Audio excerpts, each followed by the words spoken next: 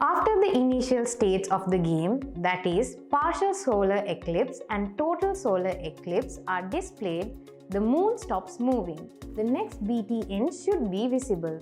Also, after clicking on that next BTN, the current sprites will be removed and the sprites needed for the next stage should be visible.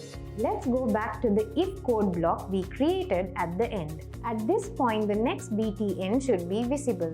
So I click on sprites and drag a sprite.visible code block into this if code block. Let's give this sprite as next BTN and give 1 here. After that, when you click on the next BTN, the current sprite, that is Sun 1, Moon 1 and next BTN are destroyed and the next stage Sun 2, Moon 2 and Earth needs to be displayed. Therefore, I click on Control and drag a if code block here above the code block used to display the first text. Let's drag the mouse pressed over code block under World to the place where we want to give the condition.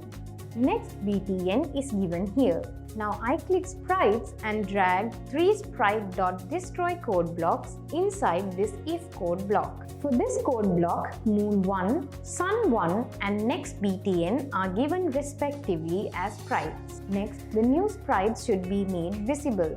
For that, I click sprites and drag 3 sprites.visible code blocks like this. In the first code block as a sprite, Moon 2 is given and here 1 is given. In the next code block, type Sun 2 and here type 1. In the next code block, change the sprite to Earth and give 1 here.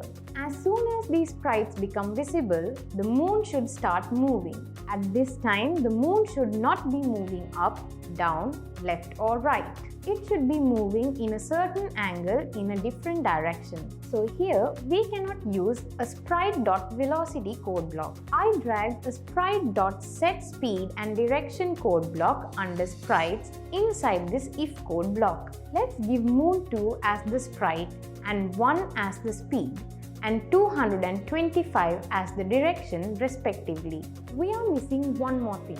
In the previous phase, we have not yet removed the text Total Solar Eclipse which was displayed at the end.